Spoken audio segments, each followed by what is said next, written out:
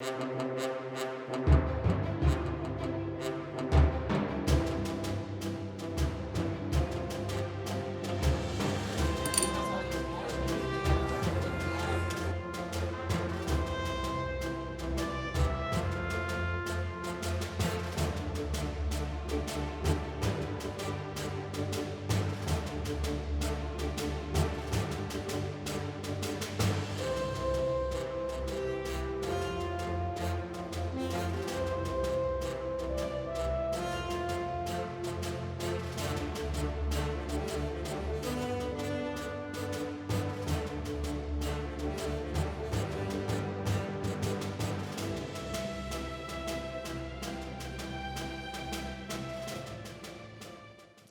evening and welcome to the June 15th Council meeting. If you'd please stand, Councilwoman Comstock is going to lead us in the flag salute.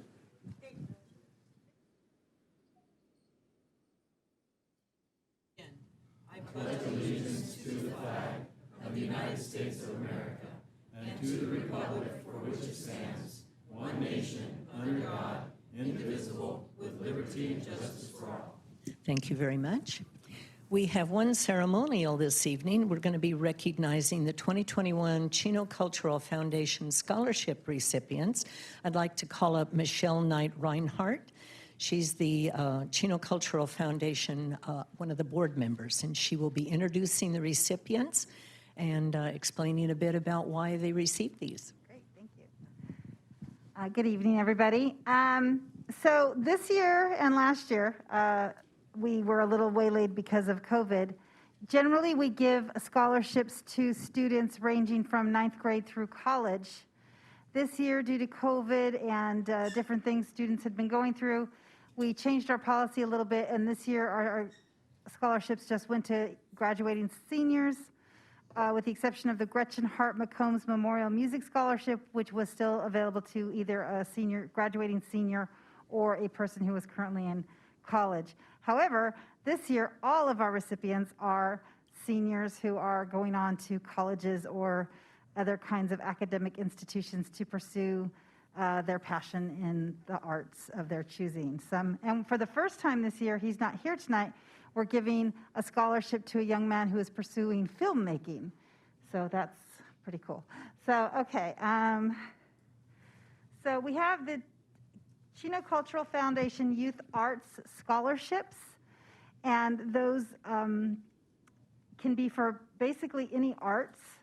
We have students representing theater, filmmaking, music, both vocal music and instrumental music tonight that have been recipients of the scholarship. And we have a couple of the recipients here that we're going to have come up. So the first one is S. Robert Meredith. He's being recognized for outstanding achievement in the arts. And he is also going to be recognized by Mayor Ulua from the city of Chino. Stay up here. Our next recipient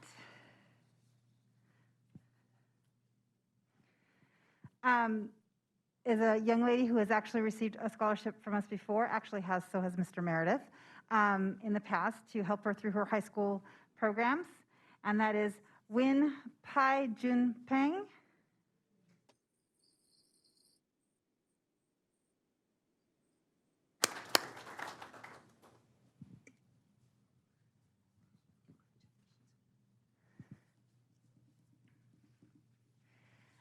Our recipients that couldn't be here tonight, they will be getting certificates from the city as well, but I'll have to mail them. The recipients that couldn't be here is Sharice Berge, Gianni Gibbs, and Diego Turner. In fact, Diego is in Rochester, New York, visiting the campus that he's going to be attending in the fall. So can we give them a round of applause?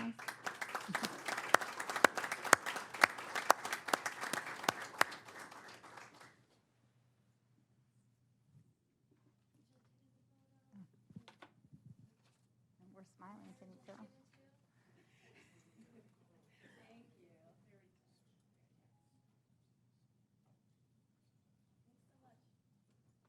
guys can stay for a minute.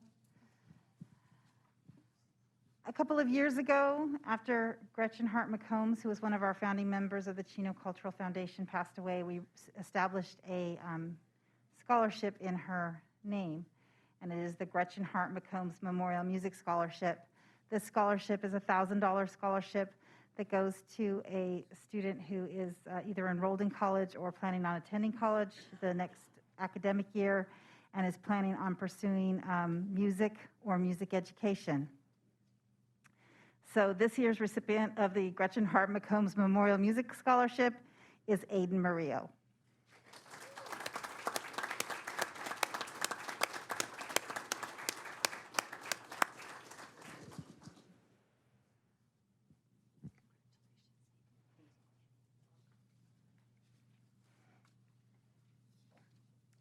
And then our last scholarship of the evening I want to talk about for just a second. We lost one of our dear board members this year, just recently, after a long battle with cancer, and that was Roseanne Hammond. Roseanne Hammond had been an educator in the Chino Valley Unified School District, as well as being a board member on the Chino Cultural Foundation, and she was very dedicated to her students at Buena Vista High School. And we established a scholarship in her name to benefit a student from Buena Vista High School who will be pursuing further education. This young lady that is the recipient, the inaugural recipient of this scholarship, is pursuing culinary arts. She wants to be a chef and own her own restaurant. And she made a big argument for why cooking and being a chef is artistic and arts, because it's passion, and I couldn't agree with her more. Anyway, her name is Charlize Dubon. She's not here tonight, but I'd like to recognize her anyway.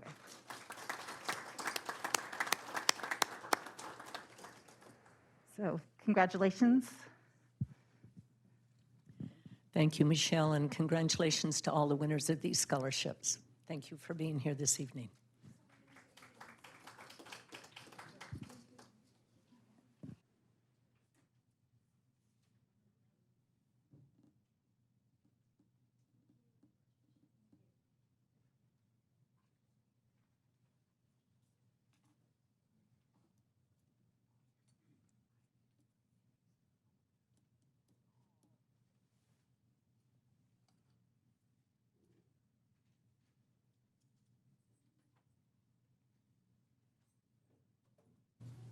Okay, prior to the council meeting, we had a closed session, and I would like to ask Attorney Galante to give us a report out of that. Yes, thank you, Madam Mayor, members of the council, and those present. The City Council met in closed session as indicated by the mayor and held a discussion as to the following two items. Item number one, conference with legal counsel, one item of existing litigation under the matter FH Roman numeral 2 LLC DBA Frontier Communities v. City of Chino, and that is the consolidated cases that are listed in the agenda by the various case numbers. City Council received an update to the status of those litigation matters and provided direction, and no further reportable action was taken. On item number two, conference with legal counsel, one item of existing litigation, the case entitled Elise Brown v. County of San Bernardino, City of Chino, and additional parties. City Council received an update to the status of that matter, and no further reportable action was taken. That concludes the report out of closed session. Okay, thank you very much. City Manager Ballantyne, do we have any agenda revisions or changes? Mayor and council, I have no changes to the agenda. Thank you. Thank you. Within our packet this evening is our Economic Development Report for May. I'd encourage all of you to access that online and read it. It has some good information. Under public announcements, first, I'd like to give one last reminder that this year's Fireworks Spectacular will be a one-day event held on Saturday, June 26th. The event is from 3 p.m. to 10 p.m. at Ayala Park, located at 14225 Central Avenue, and will feature retail and information booths, food trucks, family games, the band, Time Bomb, a recognition and salute to our nation's military, and of course, we are going to end the night with an outstanding fireworks show beginning at 9 p.m. For more information, please contact the Community Services Department at 909-334-3258 or visit www.cityofchino.org/FS. Also occurring on June 26th, please note that the City of Chino will be holding another installment of its Household Hazardous Waste Drop-Off Program from 8 a.m. to 1 p.m. at the Public Works Services Yard located at 5050 Schaefer Avenue. Here, all Chino residents will be able to safely dispose of hazardous household products, including but not limited to electronic waste, household-generated motor oil and oil filters, antifreeze and gasoline, auto and household batteries, pesticides and fertilizers, paint products, including thinners and stains, chemical cleaners, and outdated medications. For all questions, please call 909-334-3472. Additionally, please note that City Hall will be closed on Monday, July 5th, in observation of the 4th of July holiday. City Hall will reopen the following day, Tuesday, July 6th at 7:30 a.m. And lastly, we will be adjourning tonight's meeting in the memory of Don Galliano, who passed away on June 2nd. Don was a longtime board member of the Western Municipal Water District, representing Eastvale, Jurupa Valley, and Norco. Don brought a unique perspective to the WMWD that focused on big-picture sustainable water policies. This was prompted by his selfless nature to see his region thrive and his longtime experience as president of the Galliano Winery, where Don successfully adopted water-wise farming practices.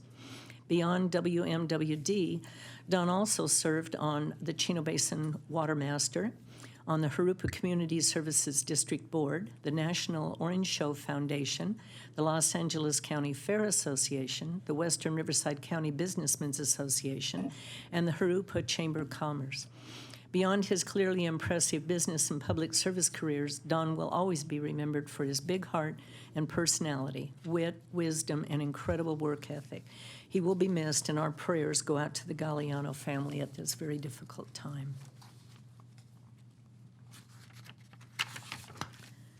Next on the agenda is public communication. This is the time and the place for the general public to address the council on any item that is not on the agenda. We have a couple of written requests to speak, and then I will open it up to the public for non-written communication. Our first written request to speak is from our very own Rob Burns, who's going to lead us in an invocation, and I would encourage all those who would like to participate to please stand. Thank you, Mayor, members of the City Council. Please join me in prayer. Heavenly Father, Lord Jesus, we come before you today on June 15th, the day when the state has proclaimed that we can begin to open for business again. We thank you that we can now again pursue life, liberty, and the pursuit of happiness as a state, and so we thank you for that. Pray that you'd be with the City Council as they listen to items on the agenda tonight, that you give them wisdom, help them make wise decisions that benefit the community. And Lord, we lift up our first responders, the police and the fire, that you would protect them as they seek to serve us as citizens of this community. It's in your name we pray. Amen. Amen. Thank you, Rob.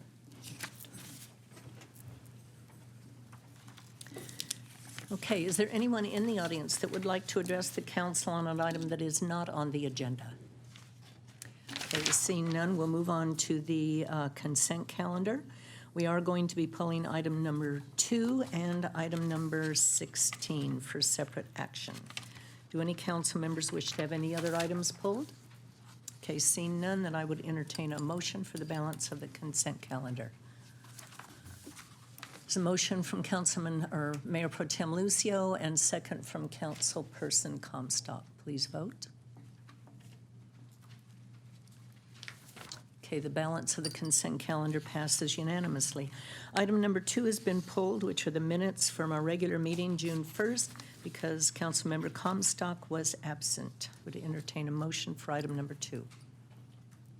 Motion from Mayor Pro Tem Lucio, second from Councilman Flores. Please vote.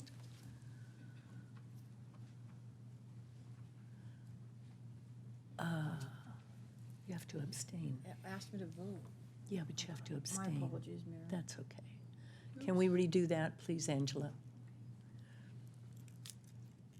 Thank you, Mayor. You're welcome.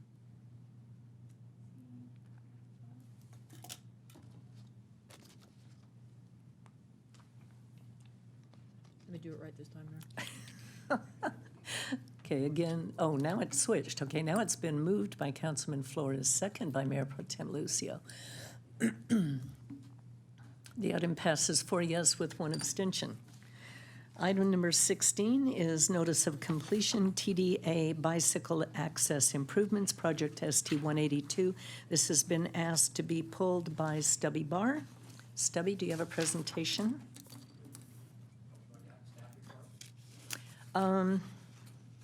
Sure. Staff report, please, from who is going to give the staff report?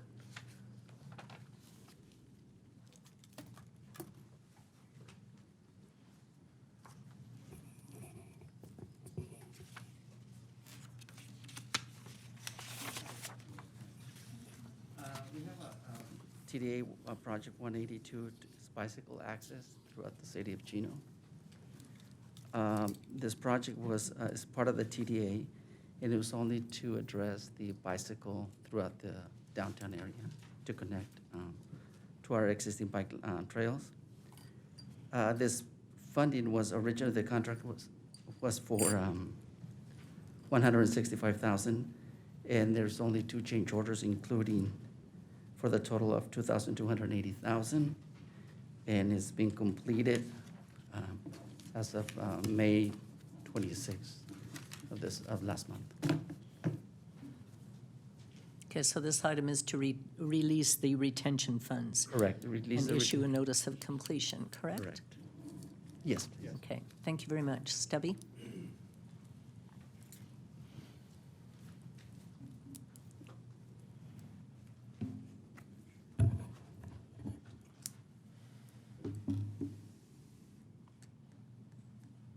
Are we good, Alex?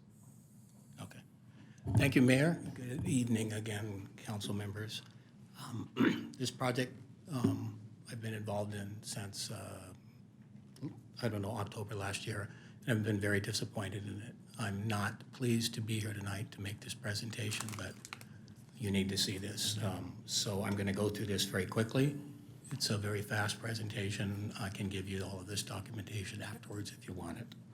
So this is a Transportation Development Act, Article 3 grant project.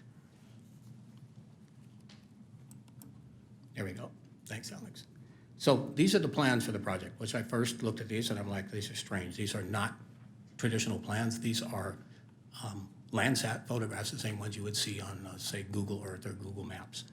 And what this staff has done is just highlighted these and put items that they want constructed or altered, the little notations that are on the plans. So that kind of concerned me because there's no detail.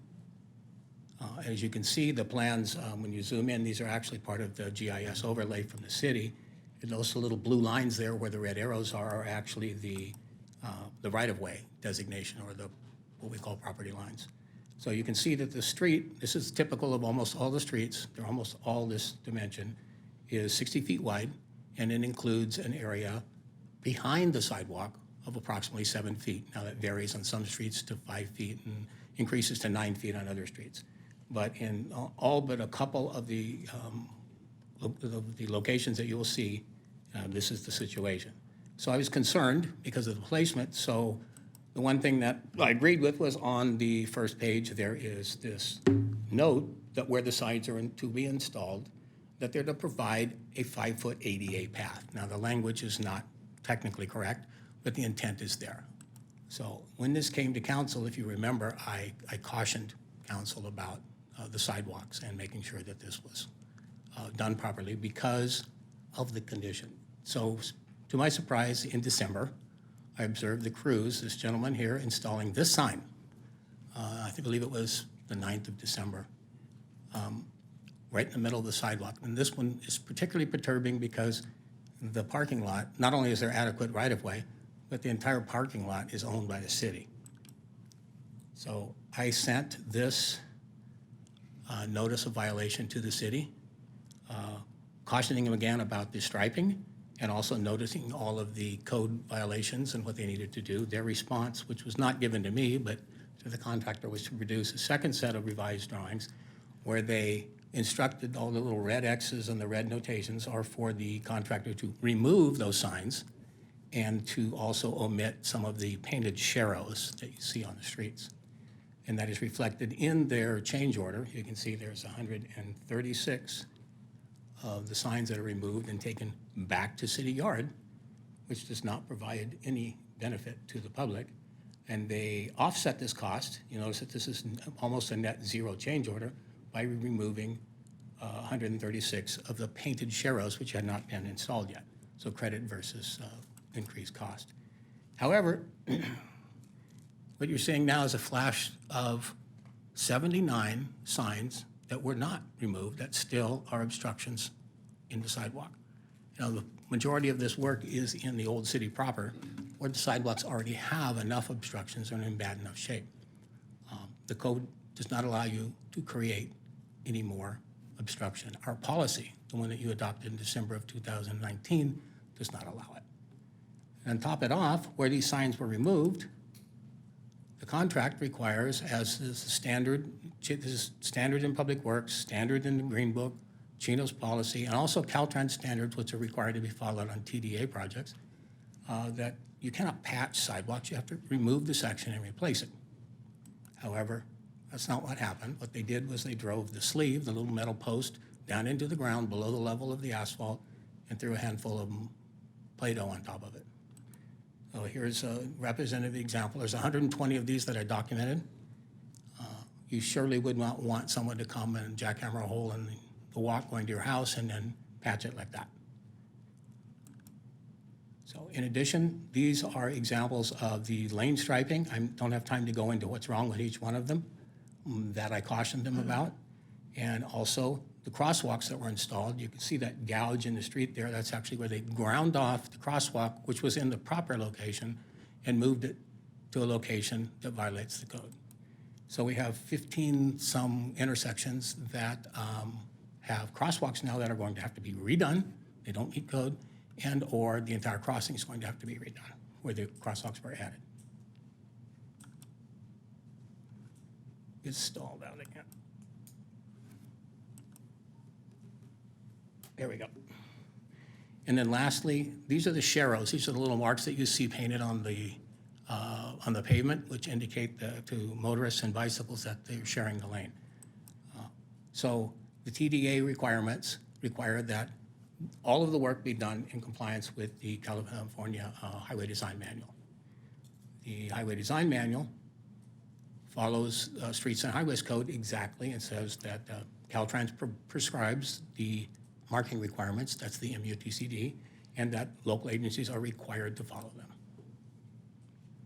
So this is the section of the MUTCD, spacing. So sharrows are required to be spaced at a distance of no greater than 250 feet. The original plans had the sharrows properly spaced, but when we removed 136 of them, now we have sharrows that are spaced at a distance of approximately 375 feet, which doesn't comply with the requirements. In addition, the sharrows have to be placed in the lane in the proper position so you don't endanger the bicyclist. This is also in the MUTCD.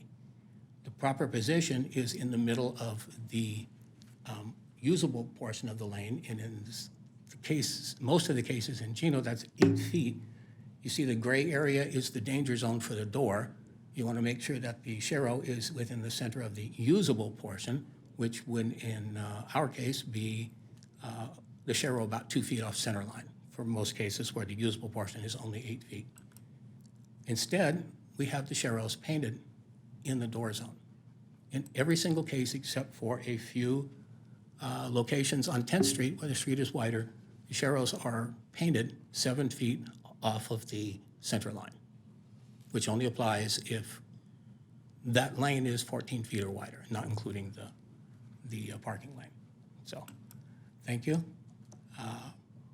Please consider this before you make a decision on this. I don't want to see projects accepted that violate the law. And remember that this is a TDA grant. It's required and it gets audited, and it can be clawed back if there are violation complaints. Thank you.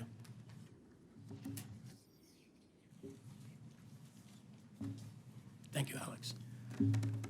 I would just like staff to kind of give us an explanation of why this is the way it is. Actually, I would recommend that we weren't given an opportunity to take a look at the PowerPoint presentation, so this is the first time we're seeing it. So it would be, I would request that the council just refer the matter back to staff, so that staff will have an opportunity to review all the slides in here, and then we bring it back. Okay, then we will pull item number 16 for staff comment, information, and to be brought back to us.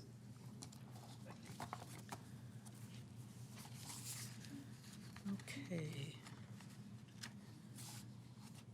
Next item on the agenda is under public hearing.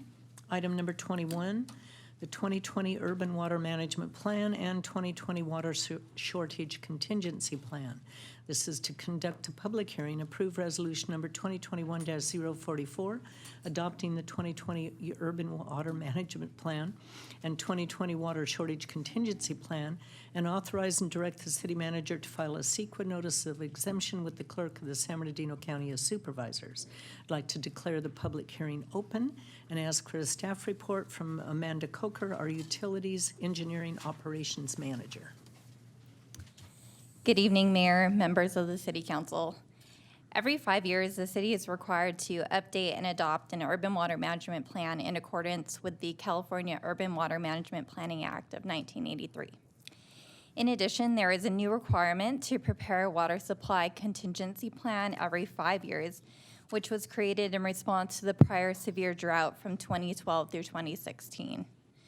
The purpose of the Urban Water Management Plan is to analyze the city's water supplies during average and dry periods to ensure current and future demands are met. And the purpose of the Water Shortage Contingency Plan is to document the city's plans to manage and mitigate an actual water shortage condition due to severe drought or other impacts on water supply. The city's 2020 Urban Water Management Plan and Water Shortage Contingency Plan have been prepared in accordance with the applicable legislation and adhere to the organization and content specified by the California Water Code. Chapter 5 of the plan contains information describing the city's per capita water consumption baseline and water consumption targets in compliance with the Water Conservation Act of 2009. The city's per capita water use during fiscal year 1920 was 169 gallons per capita day, which meets the established 2020 water use target of 189 gallons per capita day. The overall analysis of the city's water supplies, which includes an evaluation of both quantity and reliability, shows that the city has adequate supplies over the next 25 years to meet current and future demands during an average year, a single dry year, and a 5-year consecutive drought. Following the close of the public hearing, staff recommend approving the resolution to adopt the 2020 Urban Water Management Plan and the Water Shortage Contingency Plan, along with the other recommendations included in the staff report. That concludes my report, and I'm happy to answer any questions. Thank you very much. Do any council members have questions or comments about the plan? Karen? Thank you, Amanda. I was telling the mayor earlier that I learned a lot in this report by reading it about the drought, just different things about water, so I thought the staff did a good job. I'm glad you read it. Thank you. Amanda, I understand that DWR is going to put some further restrictions on water conservation. Do you know the numbers that they're going to come up with per capita? We don't know the numbers quite yet. They're creating individual budgets for each water agency. So it's going to be a combination of indoor water use and outdoor water use. They have the indoor kind of nailed down, but they're still working on the outdoor water use. We're currently evaluating information they've sent to us. So we don't know how much more they're going to cut back. We don't know yet. Okay. All right. Thank you very much. No other comments? Okay. Do any members of the public have any comments to make on this item or questions? Okay, seeing none, then we will close the public hearing, and I will call for a motion and second. Motion from Councilman Flores, second from Mayor Pro Tem Lucio, and the item passes unanimously. Good job, Amanda. Karen, you're going to learn more about water than you ever wanted to know. Item number 22, Fallon Crest Development Agreement. This is the introduction of ordinance number 2021-009 for the approval of a development agreement for Fallon Crest Project, PL 20-0011, master site approval, and PL 20-0012, tentative track map number 2312, and approve the covenant agreement for prepayment of development impact fees. I'd like to declare the public hearing open and ask for a staff report from our city attorney, Fred Galante. Thank you, Madam Mayor, members of the council, and those in attendance today. What we have before the council, as the mayor announced, predominantly is a development agreement, which is a land use tool, basically, that controls the process for development of a larger piece of property. It's typically done on larger parcels when there are a lot of details that need to be negotiated and sorted through and coordinated. And I'll describe some of the points that are included in this negotiated document, but as a little bit of background, the owner is referred to as Fallon Crest Farms. It owns approximately 125 acres of contiguous property. It has currently and since the mid-1950s been utilized as a dairy and cattle farm. In 2015, the applicant obtained approval from the city to initiate development for 20 acres of the portion of the property. And at that time, the approval also included an environmental impact report that essentially covered the entirety of the 125-acre property owned by the Fallon Crest Farms team. Presently, the applicant has applied to develop the balance of the site, the 100-plus acres. And with that application, the applicant also submitted a master site approval and tentative tract map. So the master site approval discusses the details of the various improvements, and the tentative tract map demonstrates how the parcels are going to be subdivided in a global level and the public improvements performed for the development. The Planning Commission has already addressed those two approvals, the master site approval and tentative tract map, and voted to approve those. Along with its consideration of those two documents, it also considered the development agreement and made a recommendation to the City Council that the development agreement is consistent with your general plan, and made a recommendation for approval of the development agreement. A little more background on the, as I mentioned, the tentative tract map requires dedications, public improvements, along with dedication of certain portions of the right-of-way to expand Pine Avenue, for example, to its ultimate width. The other approval that you are considering along with this development agreement is a prepayment of development impact fees for the construction of improvements to construct that dedicated area to its ultimate right-of-way. In the negotiations we had with the developer representatives, we wanted to make sure that we could coordinate the development of the property adjacent to the Fallon Crest Farms property, namely the town center property being developed by the Lewis companies. The theory was, as long as the Lewis company is out there and constructing those developments, it would really be best to avoid or at least minimize the disruptions to your residents traveling down Pine Avenue if we could have some kind of cooperation between the two developers. And I'd like to thank the Fallon Crest team, Mr. Bedard and Mr. Petersma, for cooperating in that effort. as part of these negotiations. So with that, they are prepaying the amounts that the city has estimated for the development of those public improvements on Pine Avenue, and that is the companion agreement. And I'll provide a little more detail about that in a second. What a development agreement seeks to accomplish, as I mentioned, is an orderly development of the property. And it is unlike a conditional development permit that you normally see your planning commission approve. Development agreement talks about the various approvals that are given to a developer, but really it's a negotiated document. So we have an opportunity, frankly, to get things that we normally can't ask for through the conditional development process. And by the same token, the developer has an opportunity to seek some concessions from the city. We have spent quite a bit of time working with the developer. Frankly, we met several years ago and came to a bit of an impasse on some of the negotiation points, but I think people have the right attitude and the interest in trying to work out a coordinated development. And like I said, I wanted to thank the developer for working with us on that. And for the city, in consideration of this development agreement, there are several benefits that I wanted to highlight that is contained in the development agreement.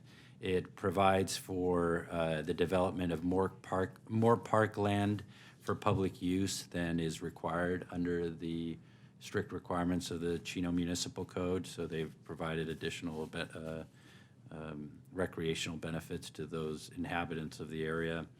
Full construction of a trail system for public recreation purposes along that SEE easement that bisects the site. Construction of public improvements, including required dedications of the right-of-way, and construction of improvements to Bickmore Avenue, Main Street, East Preserve Loop Road, West Preserve Loop Road, and of course Pine Avenue.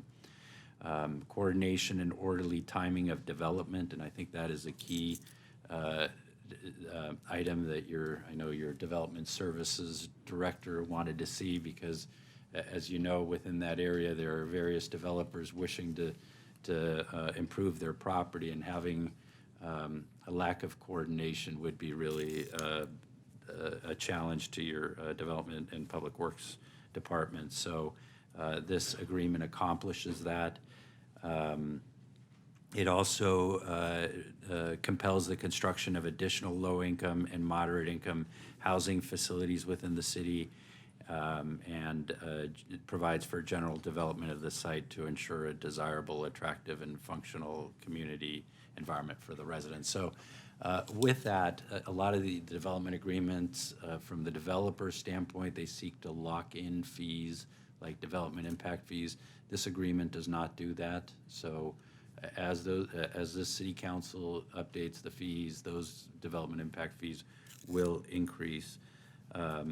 The development agreement does have a 20-year life span, and it does lock in the development standards that are in place today. So that is the one thing that the developer is vesting, so to speak, so locking in by way of this agreement. But even though it is a 20-year term, we negotiated for a reduction of that vesting of the development standards. So if this council wants to change those and the developer hasn't commenced any portion of their development within 12 years, those new standards would be applicable to any balance of the site that is not developed. So with that, at the negotiations we had with the developer were such that they were somewhat unwilling to provide the dedication and pay and prepay fees and all of that until they had some assurance that this project would at least secure some favorable feedback from beginning with the Planning Commission, and tonight with the City Council with the prepayment of development impact fees. But at the Planning Commission level, the agreement was once the commission provided its recommendation of approval, they would in turn commit to dedicating that entire width of the Pine Avenue improvements that would accomplish your ultimate development and the widening of the area. They also agreed to pay for the removal of the obstructions that, as you can imagine, when they dedicate the road, there were certain fences and other improvements that existed on the Fallon Crest properties that needed to be removed. The developer has fully financed that, and Lewis will accomplish that activity. So back to the prepayment agreement, it requires that the Fallon Crest team prepay $1,816,000 that is estimated by the city to be their portion of the improvements to Pine Avenue that Lewis will construct as part of their town center development. If the development costs and your city engineer verifies all of that, so when Lewis goes in to secure some credits of their development impact fees and payments in this particular situation, your very capable city engineer will be able to verify those costs and make sure it doesn't have any unacceptable or inappropriate charges. So he will be able to verify that. Once those costs are verified, if it does exceed the $1.8 million, the developer will agree to fund that and make a payment to the city of up to 20% above that.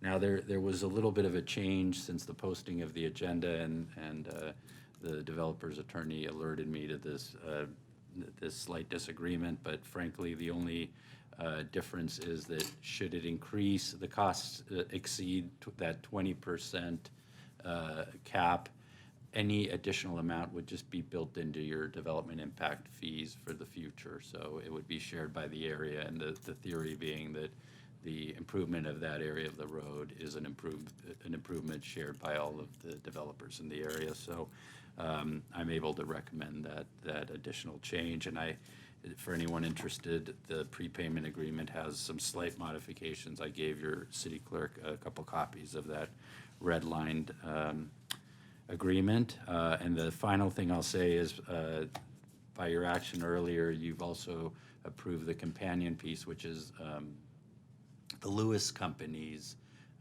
agreement to be reimbursed their portion of constructing beyond their required improvements. So doing the improvements that would otherwise be a condition on the Fallon Crest team. So I also wanted to thank the Lewis team. I know that Pat was here earlier, and they were gracious to work with us in that regard to assure this combined and coordinated process. With that, I am happy to answer any questions.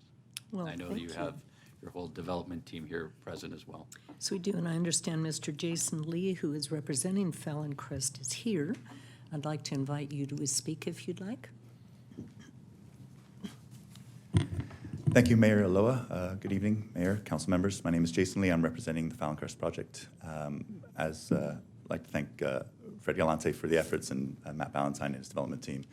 As Fred indicated, it was initially a stop-start on the entire project, and you've known out there that the dairy's been there for a long time, and the dairy's been trying to get going, and we've been able to have some negotiations with both staff, city attorney, as well as Lewis, and coordinate kind of a game plan to get Pine Avenue developed separately from the overall development of the project. We're not immediately ready to start developing our project. We're moving through the process of getting the entitlements, as Fred indicated. We've gotten approval from the Planning Commission for the tentative maps. This is kind of the next step to get our development agreement in place, and part of that is the obligation to pre-fund the Pine Avenue improvements. But all of that coordination has been something that we've been working together on, and I think it's been a challenging process at first, but we've been able to get to this point where we have a project approved by the Planning Commission and then a development agreement hopefully to be presented to you for approval. That said, I do want to touch on a couple of things in the development agreement, and Fred had indicated kind of the positives and some of the challenges. And I think it's most important to recognize that, as Fred indicated, development agreement is something that opens the door for negotiations back and forth between the city and the developer. And I think it's important to note that as the developer, we didn't ask for anything outrageous. We didn't ask for any locking of fees. We didn't ask for any reduction in costs. In fact, we offered the additional park, an enhanced park. the one thing that we really wanted to get from this project was an ability to assure ourselves that we could move forward in a phased manner. It's a large project, 120 acres. We've got over 1,000 units, and not having that surety that we could develop it in a certain manner, in a certain process, which I think the city staff wanted to make sure we did it as well, so that we could build ultimate improvements. No, there are no interim improvements proposed. It's ultimate improvements. We're paying our full fees. We're prepaying certain fees ahead of time to make sure that the city has the funding to build the improvements that are going ahead separate from us. I think those are kind of the key points that I wanted to bring up that are most important for the development agreement. Again, it's not something that we've asked for anything outrageous or anything even borderline. We just wanted to make sure we had something that secured our ability to develop the project. With that, I don't want to take up too much more of your time, but I'm open here to answer any questions. Well, thank you very much, Jason. Do any members of the council have questions of Mr. Lee? Yes. Walt? Mr. Lee, do I understand that the Pine Avenue improvements will proceed separately from the Fallencrest project, whether the Fallencrest project gets started later? Yes. Won't affect the Pine Avenue? That's correct. And that was one of the key negotiations with staff, because with the Lewis Town Center approval, it was obvious that they were moving forward. There was some question about, and I know staff's changed positions on kind of interim conditions about Pine being built in pieces and not complete. And the opportunity was there to build Pine Avenue along at least the frontage between East Reserve Loop and West Reserve Loop at a point where it's mostly ultimate, with the median in, 5 lanes of the 6 lanes done. And one of the challenges from the city's point of view is that they didn't have the right-of-way. The dairy's still operating. It has the right-of-way necessary that hasn't dedicated as part of the project yet. So part of the negotiation on the prepayment was we'll prepay our budgeted amount for that construction of the road that's on our side and dedicate the right-of-way so that the city could then work with Lewis on building that ultimate improvement, avoid having any interim conditions, separate from whatever time we end up developing, because we have a large amount of units and we're not as far along as Lewis was at that point. So the idea of being able to separate the process but still allow for an ultimate improvement was the reason why. Thank you. Any other questions or comments? Well, I want to thank you, and I want to thank the members of Fallencrest for cooperating with the city. This is a very, very important strip of road, as you know. It is. Pine Avenue is critical for us. Personally, I'm going to be really sad to see the cows go. When do you think that they will be moved off? Right now, as Fred indicated, we had 20 acres that we've got processed originally several years back. We're working with the builder on that. So that's the 20 acres on the right on the east side of the project by East Reserve Loop. The dairy is going to be done in phases. There's at least 2 more phases before the dairy is even closed. So it's probably going to be over the next several years as the market develops. But we're working on phase 1. We're started on phase 2. We've got 3 and 4 still have to go. Oh, well, that's good. I'm glad that they're going to be there for a while. I'm just curious. Now, I know your retention ponds are right along Pine Avenue. Are you having to reconstruct those? They'll be removed as part of they won't be removed as part of the Pine Avenue improvements, but they'll be removed as the second phase of the tentative track. Oh, okay. At that point, then the ponds will be removed, the cows and the milking barn starts to go, and that's when the dairy starts to shut down. Okay, because that's major, relocating those retention ponds. It is. I understand. It Yeah. is, and getting that West Reserve Loop intersection will be completed at that time as well. Oh, okay, all right. Well, glad to see the cows are going to be there for a while. Okay, is there any are there any members of the public that would like to address the council on item number 22? Or have any kind of comments? Okay, seeing none, then we'll close the public hearing. And if there are no more comments or questions, then I will entertain a motion and a second.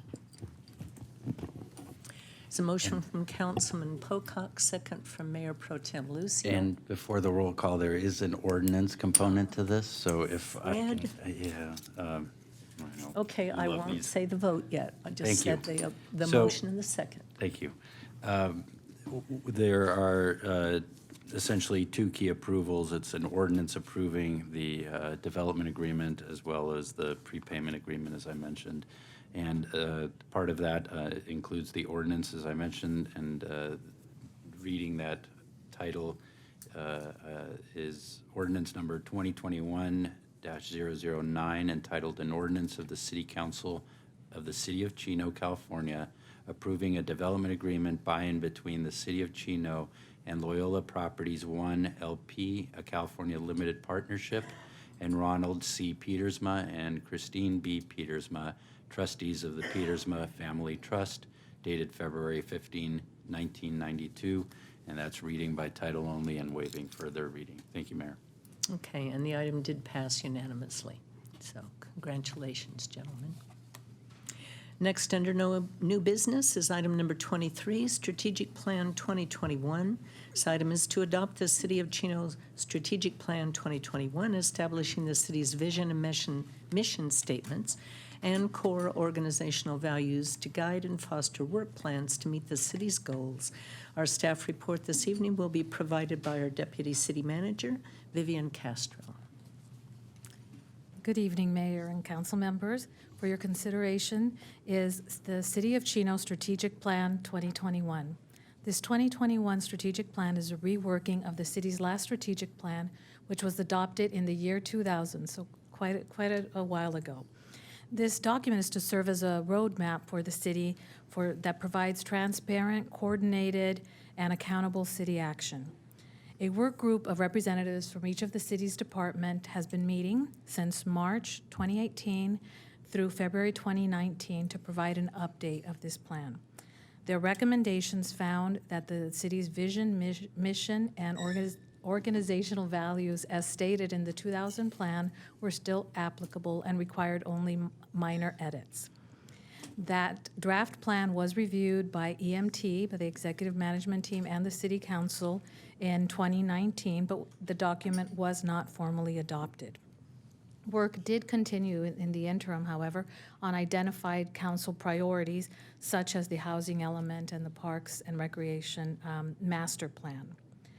A strategic plan workshop was held earlier this year in April, and this draft document was brought to council for consideration. Council did recommend that it be brought to the body for formal adoption. If adopted, the next steps would include adopting a budget that reflects the strategic plan, reconvening of the staff working group to develop a process that would engage all of the city staff in weaving the strategic plan into the fabric of the organization, holding workshops to delve more deeply into some of these issues, developing short and long-term priorities for each of the departments and appropriate work plans with a certain level of detail, and then providing council a quarterly review of the progress on the strategic plan. This document is meant to be a living document that is adjusted based on fiscal and other environmental priorities. And it is supposed to memorialize really the city's vision, mission, and organizational values. So with that, I staff recommends that council approves the City of Chino Strategic Plan 2021. I'd be happy to answer any questions. Thank you, Vivian. Any comments or questions from council? I have one comment, and that is, of course, it's a very high-level plan, 30,000-foot plan with no details. As we progress through the workshops and the budget, et cetera, will there be additional information added to the strategic plan that we can then track? It would be nice to have one document that reflects what was provided to us in this agenda, but also to know the details behind that. Yes, Mayor. The executive management team will be meeting later this month, and one of the items on the agenda is to develop those work plans.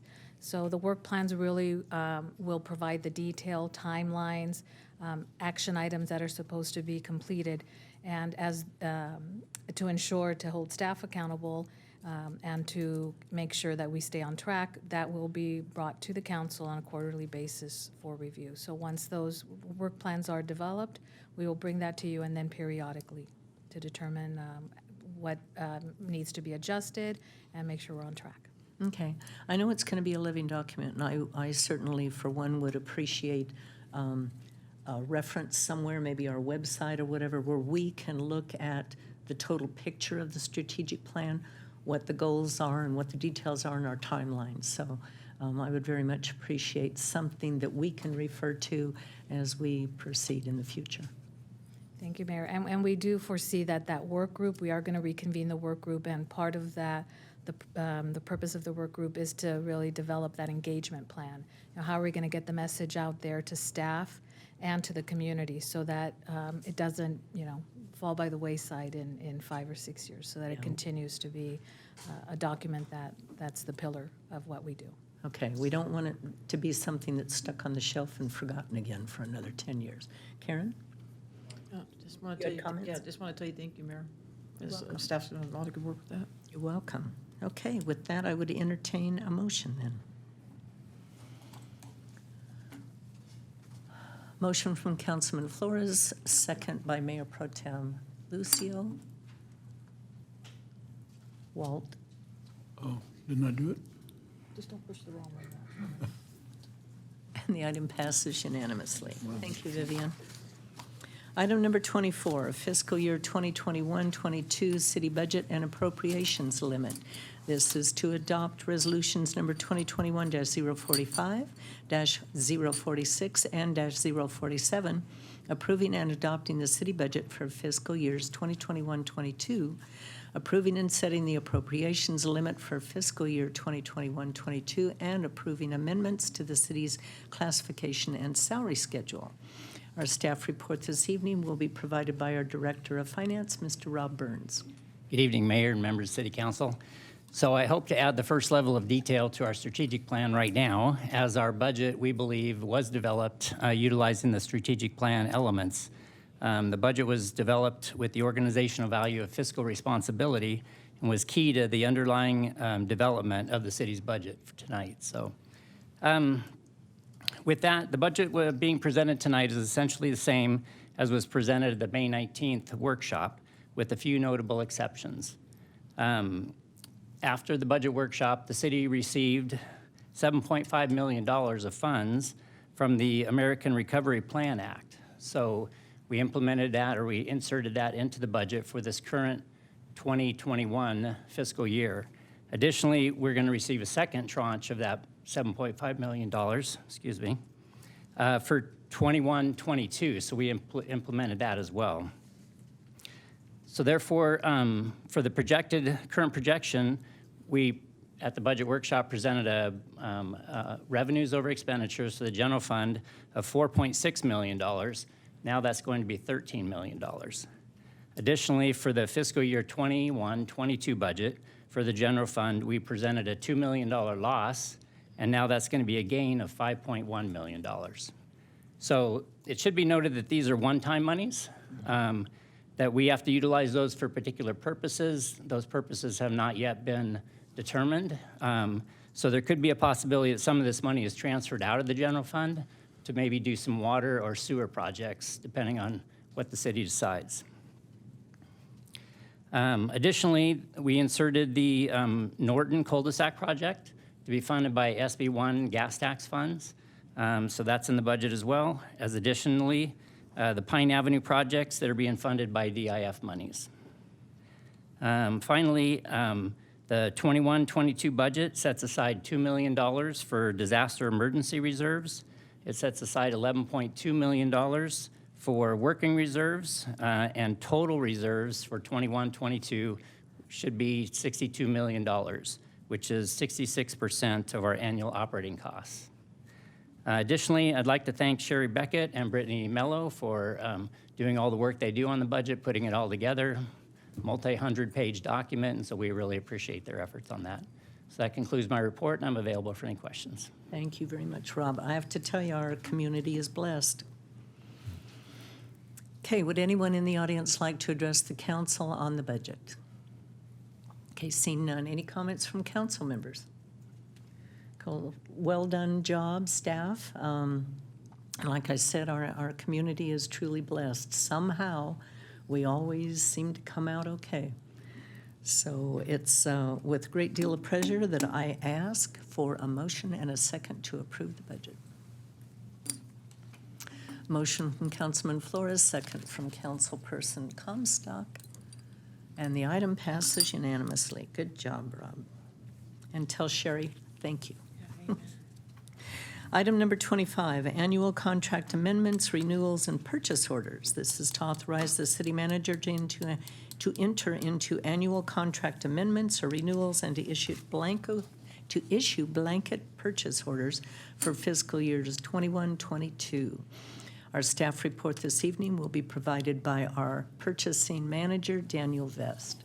Good evening, Mayor and members of the City Council.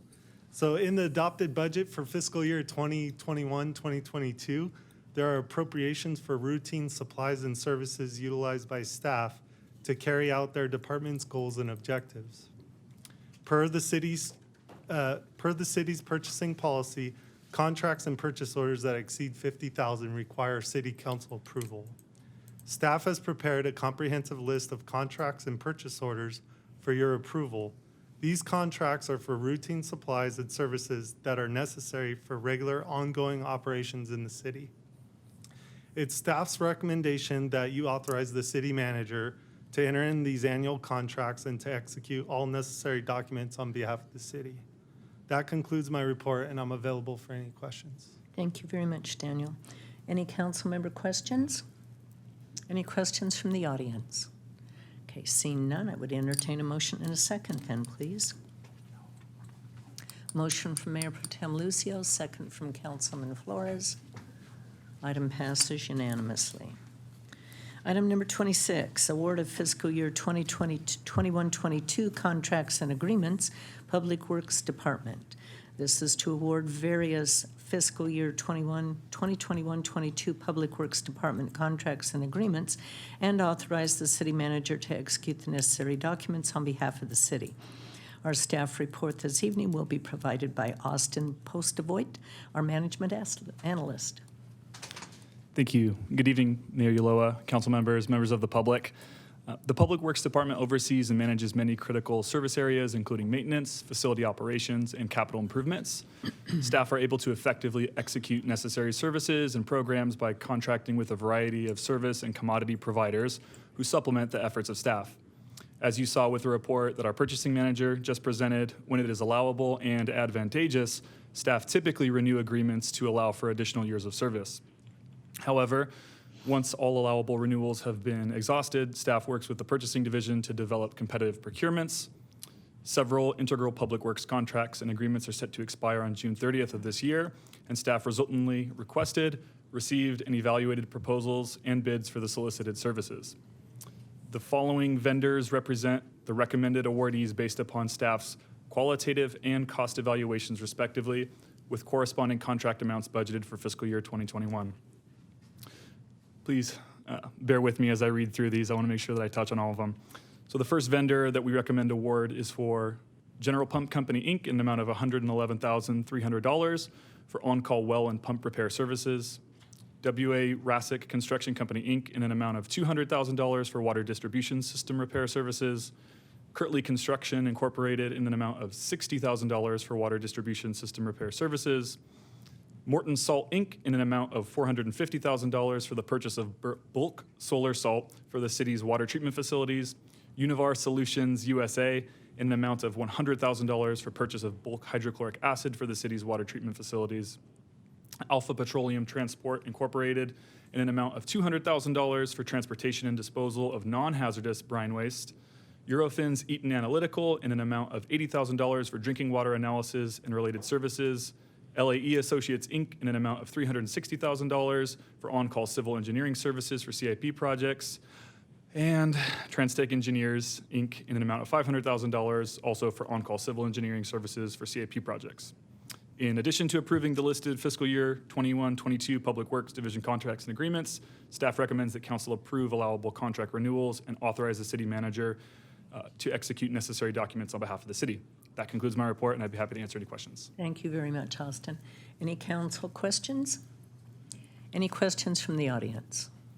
Okay, seeing none, I would ask for a motion in a second. Motion from Mayor Pro Tem Lucio, second from Councilman Flores. And the item passes unanimously.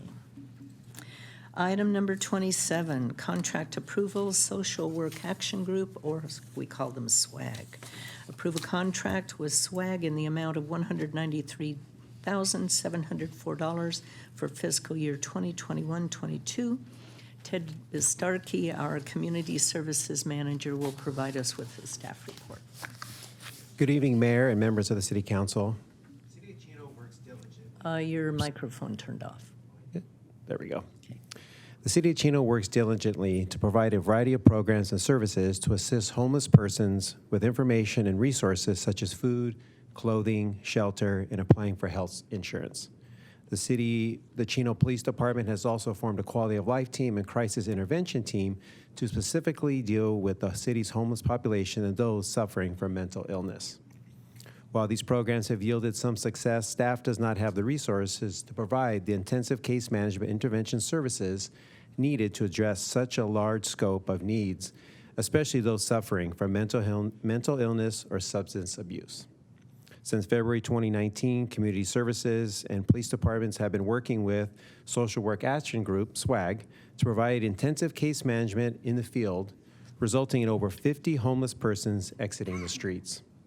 Social Work Action Group is a nonprofit organization providing intensive case management, homeless intervention, and homeless intervention services.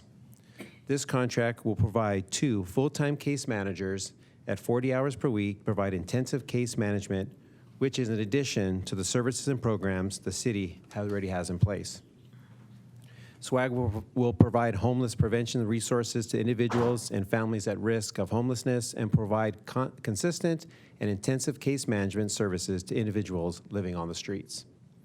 Assisting those that are most vulnerable and resistant to services will result in a direct savings to city facilities and staff, law enforcement, paramedics, fire, businesses, and improve the quality of life for Chino residents. To facilitate efficient coordination and implementation of services, the city will enter into agreement with SWAG to provide the services outlined in the agreement of services for fiscal year 21-22 and will require an appropriation of $193,704 from the Affordable Housing Fund.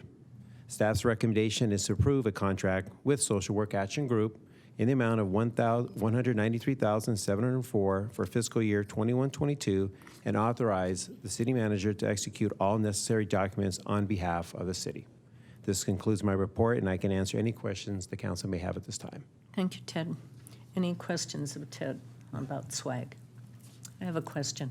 There's going to be 2 people, 40 hours each. Are they going to be deployed so that we have 7-day-a-week coverage? They work together, so they will work Monday through Friday, 7:30 to 4:30. Our Quality Life team is shifted a little bit where they actually cover Saturdays on their team, but we have at times made adjustments where they'll work in the evening to to work with individuals out there, because during the day sometimes we don't see them. And we've also done some Saturdays, but traditionally it will be Monday through Friday. Well, the problem with that is a lot of times the homeless appear on the weekends, Saturdays and Sundays, and especially at nighttime. So I personally would request flexibility with these schedules to ensure that we've got coverage when the need is there. Absolutely. We can certainly do that. Okay, any comments or questions? Any comments from the audience? Okay, seeing none, I need a motion and a second, please. Motion from Councilperson Comstock, second from Councilman Flores. Item passes unanimously. Thank you, Ted. Thank you. You know, one thing that I would like the public to understand is that even though we're going to these lengths to try to help the homeless population, we cannot force them to accept help.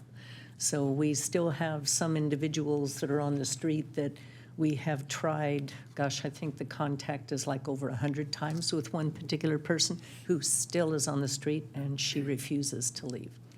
You're absolutely correct. It is a process, and that's the teamwork effort between Community Services, our Quality Life team, and SWAG to continue to go out and have that conversation over and over in hopes that one day any individual will say, yes, I want the services, and we go. Yeah. So yes, it's a continuous process, absolutely. And yes, we keep working hard at it, Oh, for I sure. understand. I wish the public understood that there's only so much we can do. Yes, we cannot force. Right. Thank you very much, Ted. Item number 28, introduction of ordinance number 2021-010.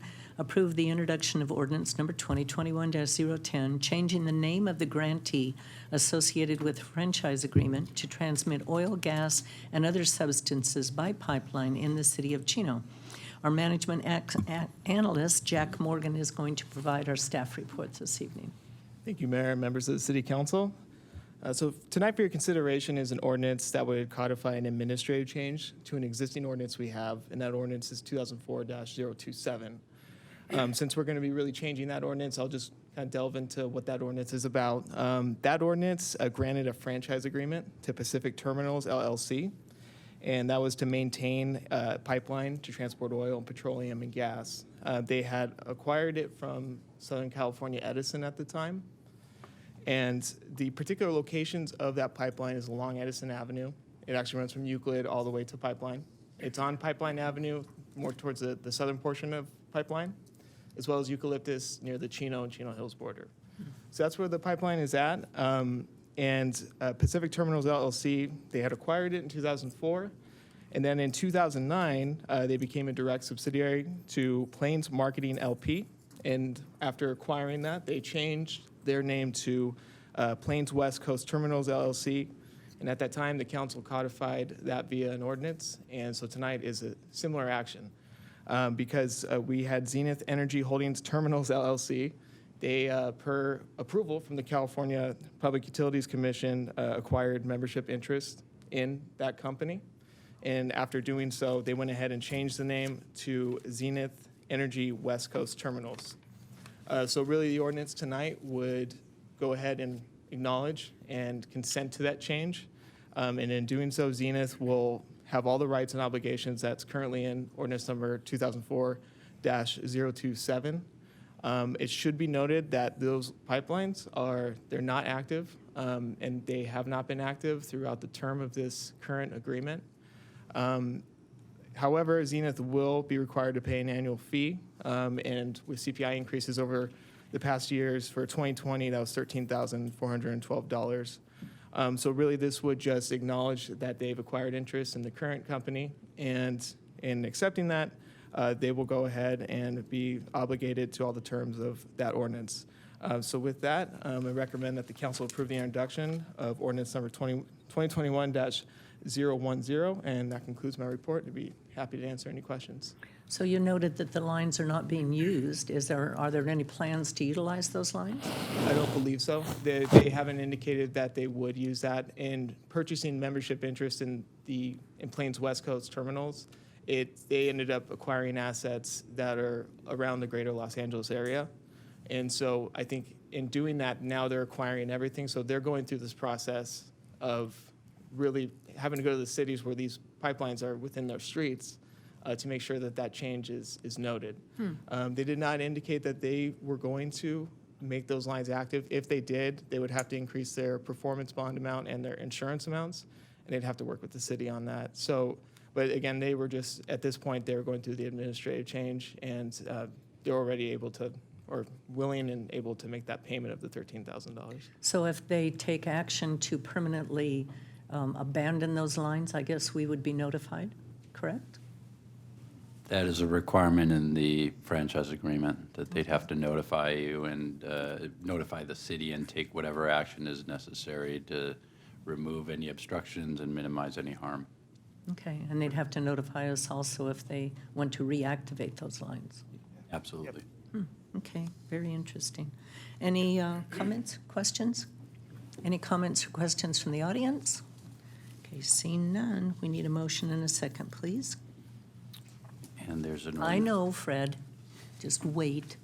There's a motion from Councilman Pocock, second from Councilman Flores. Okay, Fred, would you please read the ordinance? Thank you. I knew you would not forget, Mayor. Before the council is ordinance number 2021-010, entitled An Ordinance of the City Council of the City of Chino, County of San Bernardino, California, consenting to a change of ownership and name change from Plains West Coast Terminals LLC to Zenith Energy West Coast Terminals LLC. And that's reading by title only and waiving further reading. Thank you. And the item passes unanimously. Okay. Next on the agenda is mayor and council reports. Item number 29 under my report is community support contributions that are noted in the agenda and on the staff report, and I would ask for a motion and a second to approve those contributions. It's a motion from Mayor Pro Tem Lucio, second from Councilman Pocock. Item number 29 passes unanimously. Let's see, during the last 2 weeks, since our last council meeting, I virtually attended on June 2nd, the Omnitrans Board of Directors and the San Bernardino County Transportation Authority Board of Directors. And in light of the hour, I won't go into all the details of the actions from those two boards. On Thursday, June 3rd, I attended the CDA Board of Directors. And City Manager Ballantyne and I and staff member Dave Crosley met with members of the Chino Hills City Council, their city manager, with IEUA regarding the Chino Basin program in order to ask questions and get clarification on that program to see if we, the city of Chino, will be supportive of IEUA moving forward with their grant application for that program. It's quite controversial right now, so that will be being brought back to the council a little later time. Then I also attended the Inland Empire Utilities Agency Sewerage Policy Committee meeting. On Thursday, June 10th, I attended the Water Master Appropriative Pool meeting and the San Bernardino County Transportation Authority Metro Valley Committee. And I'd like to ask City Manager Ballantyne to review the grant that we got from SBCTA. And then also he and I attended the Fire Quarterly meeting. And that's all I have to report for this evening. Mayor Pro Tem Lucio. Thank you. Well, first, I just want to say that I'm thankful that we have an audience inside as opposed to being half outside, no masks, so we're moving forward, which is great. I'm excited that it looks like we have the funds for Pine Avenue to do the extension, and also that now we're going to get the improvements along by the preserve, which is something that's desperately needed down there for the residents of the preserve. So I'm happy to see that things are moving forward. On the 5th, I attended the Healthy Family Day over at Ayala Park. It was nice. I saw a bunch of people out there doing Zumba. My wife was very excited because she's not going to Starbucks as much, but she saw her crew out there on the morning, their regular morning crew. But it was a great turnout. The posse was out there, so it was good to see people out and about enjoying the day. On the 7th, we did the investment committee meeting, myself and Councilmember Flores with staff. It's good to see that we're financially stable and that the city is always in the black, which is good, especially during this troubling times. On the 9th, I virtually attended the Chino Valley Fire Department board meeting. Hopefully, you guys will be coming back regular online, hopefully soon. Meeting was great. It was fast, which was good. But and then on the 10th, we met with the quarterly meeting with Fire Chief Dave Williams. He told us that the numbers are actually better. The CPR numbers came in better, which is good to see that their outreach with the community as far as teaching them CPR, and then the transition from the fire department getting there, and then the transportation. That if you have a cardiac arrest incident here in the city of Chino or in Chino Hills, that your likelihood of surviving is better than anywhere else, which is something that's credited to the fire department and everything that they're doing out there. So my hat's off to you guys. And then, of course, earlier today we did the housing element site analysis. It definitely, obviously nobody wants to identify sites for high-density housing. It's obviously a requirement that we have to do, but I wish there was more community involvement that was involved in that, as well as the school board. Would have been nice to be here. I think one of the criteria that we should have looked at was also the impact that these high-density housings would have had on the local schools and what kind of impact that would have been, and given that a rating system. I think that would have at least given us a better direction as to where we should be looking at putting that high-density housing and working with the school board to see what would be something that would be a little bit more appropriate. I'm looking forward to the 26th, obviously the Chino fireworks spectacular that we're going to have. It's been a long time coming. I think if it's anything like the turnout of the car show that we had here at City Hall, I think it's going to be a great turnout. But I also wanted to tell everybody Happy Father's Day for everybody that's a father. Enjoy yourself, enjoy your weekend, enjoy your time with your kids and your family. And that's all I have. Okay, thank you. Councilmember Comstock, you have item number 30, which is also a community support contribution. Thank you, Mayor.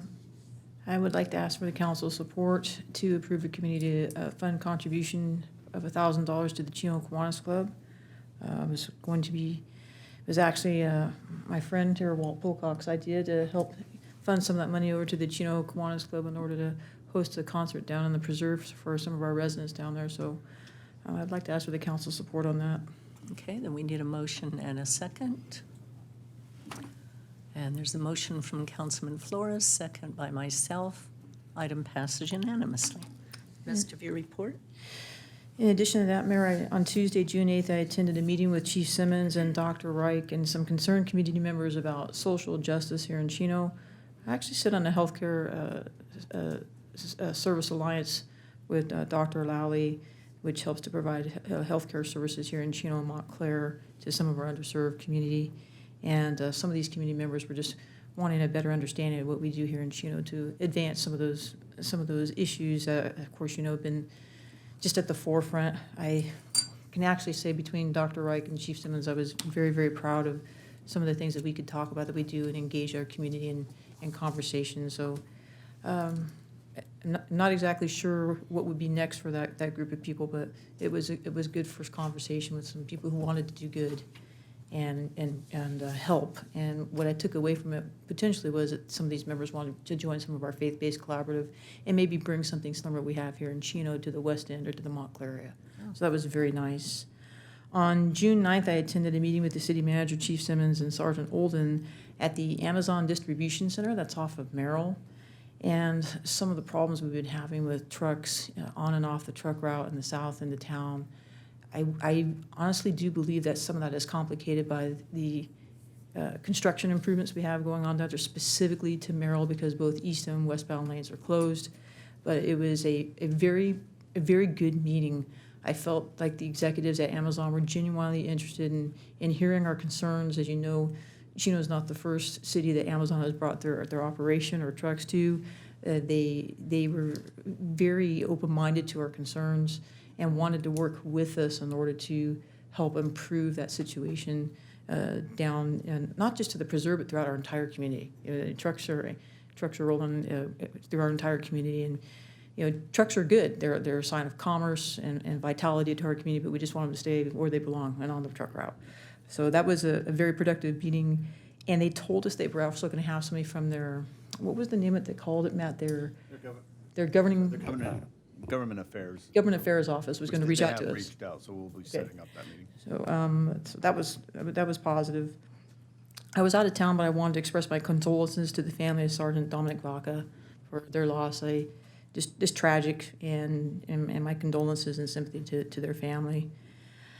And I also attended the housing site analysis workshop before the council meeting tonight, and I thought staff did a great job in bringing that map back to us, and we'll follow through on the next steps with that.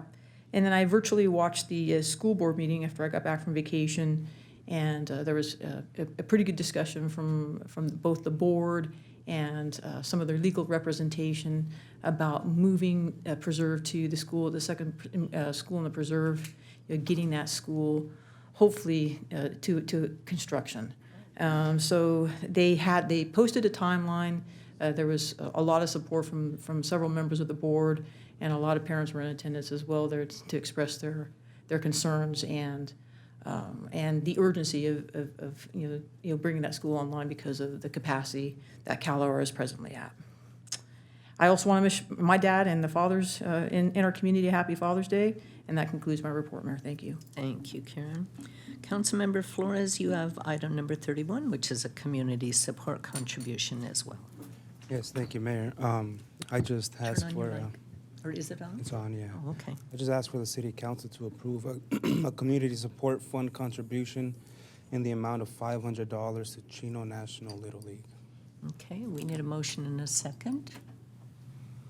Okay, there's a motion from Mayor Pro Tem Lucio, second from Councilmember Comstock. Alt. And the item passes unanimously. Okay, Chris, rest of your report? Yeah, so in addition to that, the past couple weeks, on June 3rd, I attended the Volunteer Appreciation Day right out here, right on our lawn. I gotta say it was a great day. I had a lot of fun, and I had a chance to enjoy that with Councilmember Walt Pocock, so that was pretty exciting. June 7th, I attended the Investment Committee meeting with with Mayor Pro Tem Mark Lucio and the rest of the committee.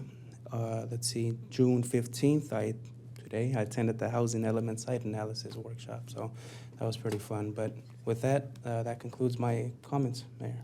Thank you. Okay, thank you very much. Councilmember Comstock, you also have item number 32, community support contributions.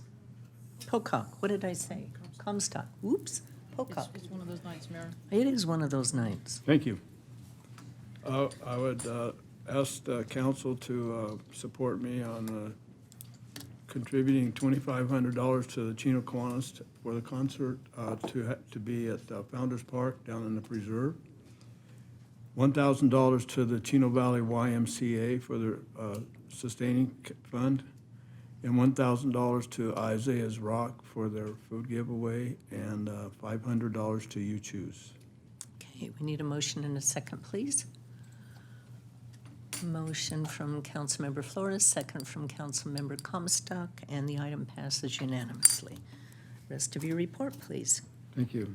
As Councilman Flores said, I attended the third volunteer drive-through dinner where we provided a packaged dinner through the window to the volunteers that volunteered for the city throughout the year, and it was great fun. They enjoyed it. We enjoyed it. We had a great time, and that's all the activities I had. I'd like to wish a happy Father's Day to all the fathers out here, and hope you have a great day coming up. Thank you. Thank you. City Manager Ballantyne, anything this evening? Yes, Mayor, I have 3 items. The first is related to Pine Avenue. We've been working with Congresswoman Norma Torres on an earmark for Pine Avenue as part of their infrastructure bill, and we were successful in securing $5 million towards Pine. In addition, we've been working with SBCTA to utilize and front some of our funds, our Measure I money, which is a half-cent sales tax. That'll also be used to provide the connection to the 71 on Pine Avenue. Many of you may be aware, it's actually in the jurisdiction of the city of Chino Hills, but the city of Chino is the lead agency on that item, and so we're kind of coordinating with the city of Chino Hills, but hopefully the plans, we're pretty close to finishing the construction documents, and hopefully we'll be out to bid here shortly. And that amount was For about 14 million, I think it was. Correct. So we have a current allocation of roughly 13 million, and then there was about the same amount that SBCTA is advancing us. So that total from SBCTA was close to about $23 million, so plus the $5 million that we're getting for Pine Avenue, and the rest of it will be secured using the DIF funds that we have available. So we're getting very close to moving forward on that project. And there's a lot of benefits, but one of the benefits is it provides greater access, particularly amongst the Chino Valley Independent Fire District. It'll allow for connectivity to the preserve area. So there's a lot of benefit to that connection. Also want to remind everybody that we have preserve office hours July 8th. We moved the date. Originally, we were meeting on the first Thursdays of every month, but we moved it to the second Thursday of every other month so that folks, particularly from the school district, can participate if they so choose. Because it originally was conflicting with their board meeting evenings. What are those hours, Matt? From 5:30, typically it goes to about 7:30. At the community center, At the correct? community center down in the preserve. And we plan on having a barbecue out there, so we'd invite a lot of folks to come out and attend those office hours. Just on July 8th. I don't know if we can do a barbecue every other month, but we want to have fun July 8th. Last thing is Merrill Avenue. So as everybody's aware, there's two sections of it. There's a portion of it that's in the city of Ontario, which is basically just east of Flight. That was supposed to be completed in January of 2020. They finally opened that up, so folks, particularly down in the preserve, are able to utilize that as they want to get out towards Archibald. Our portion, which we're trying to resolve, the Grove Avenue, that's typically during flood or rain events, that area floods. So we're remedying that. That should be completed by the first week of July. So Merrill should be open in totality by the first week of July. With that, that concludes my reports. Thank you, Mayor. Thank you very much. City Attorney Galante. Thank you, Mayor, members of the council. Just a quick update that on June 11, the governor issued 2 executive orders that essentially terminated the various stay-at-home orders that he had previously issued at the beginning of the pandemic. The one I wanted to highlight is that he has set September 30th of this year to be the extended date for council members and any public agencies to meet via phone and virtually. So that can continue to happen at least until September 30th, and we'll see if that's extended further. That concludes my reports. Thank you. We have our acting Chief Menson this evening.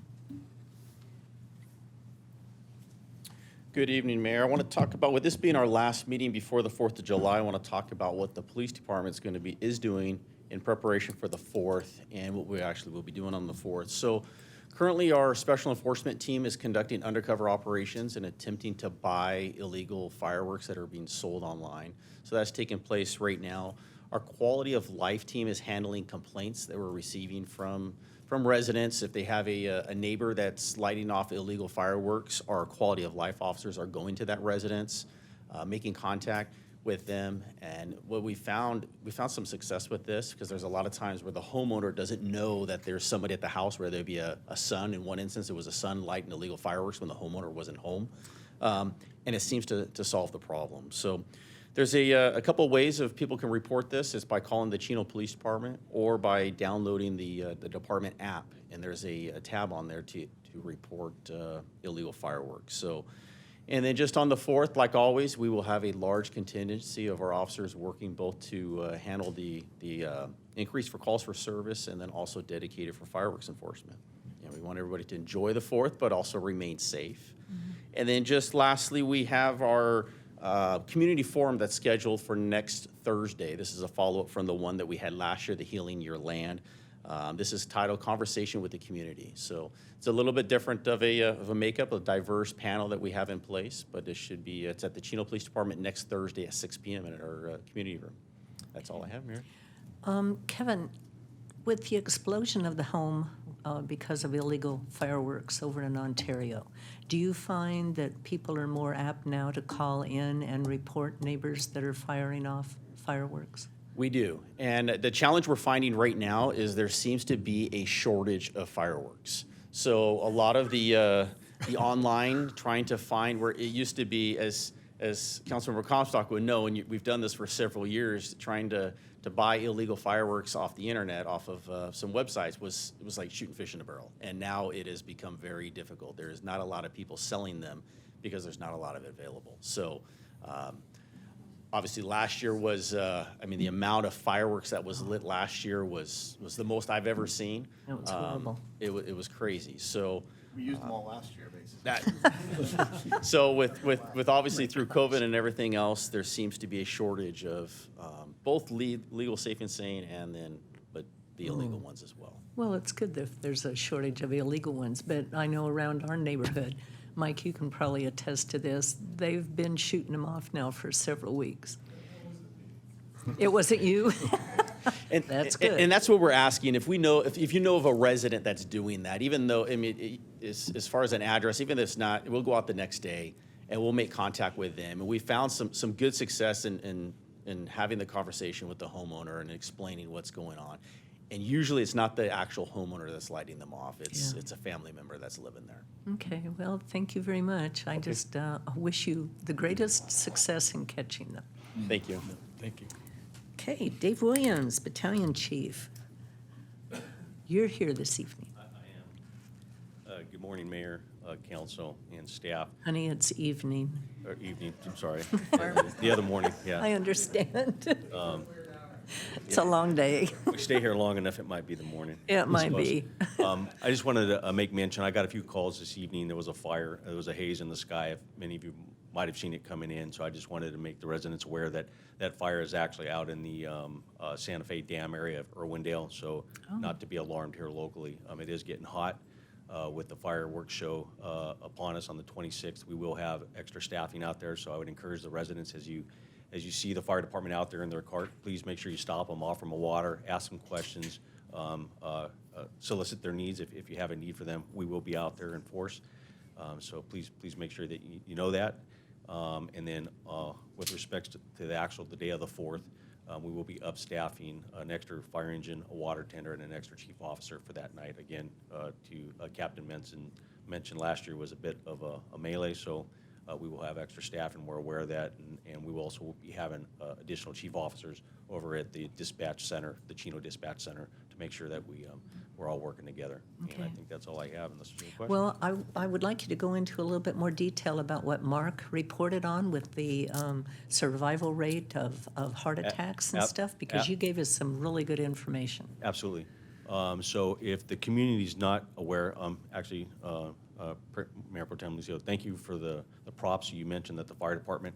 We do believe that this is really a community and fire department, because the successes are really based on the community starting the process. Yes, we do go out there and educate them, explain to them what this program is, but if no one takes the first step in the community, then that really doesn't help us with the numbers. But getting back to the numbers, because it's important. So across the nation, I think we're at 29.1, I think is the national average. Locally here in Isom in the Inland County. That's for survival, right? Correct, yeah. So when I say survival, there's different metrics you can measure that by. At the Chino Valley, we keep it to the highest level. What that means for us is that when we say survival, we're indicating that they are walking out of the hospital thriving as they were just about what it was when they went in. So they're able to carry on life as normal. So that's what we say. So in the Inland County, in this area, we're in about 21%, I think. So I'm going off the top of my head. But if it happens in the Chino Valley specifically, we're upwards above about 50%. 50% looking like it's a little bit greater is what I'm reading. So what that means for our local residents, if you have a family member that has a sudden cardiac arrest here in our area, that compared to the rest of the nation, I'm talking the whole nation, that here in the Chino Valley, you have about a greater than 50% chance of walking out of the hospital, living the life that you lived prior to that event. So we're very proud of that. It does take a partnership between the community and the fire department. We encourage you, if you have questions, please ask. We encourage business owners that might have interest, reach out to us. We have an AED program where we'll come out to your business. We'll train all of your personnel. We will install that AED for you, and we just encourage you to not be afraid to use it. I mean, those things can be intimidating if you don't do that daily, but it's not really that big of a deal once you get down to the bare nuts and bolts. You go, okay, this is not that bad, and so we encourage you to take advantage of that and just know that we're there behind you for whatever support. Well, in your CPR classes too, right? Yep. And we have those correct, yep. Yeah, it was just, that's the most phenomenal information, and that if you live here, you have a better than 50% chance of surviving a heart attack Yeah, and just very walking out of the impressive. hospital. Yeah, that's good news. Thank you very much. Thanks for asking. Again, we're blessed, right? The partnership between the PD and the fire department is like none other. Thank you very much, Dave. Thank you. Congratulations. Okay, with that, as a reminder, we are adjourning in the memory of Don Galliano, who's going to really be missed. But I was kind of missed an opportunity to also wish my husband a happy anniversary. On June 21st, we will celebrate 46 years. It's a long time. You know, and I'm only 50, so I don't know how that happened. Don't I wish? Okay, with that, we will adjourn to our next regular meeting of the City Council, which will be held on Tuesday, July 6th at 7 o'clock, with closed session at 6 o'clock if necessary. Have a good evening. So you've heard my joke, right, Mayor?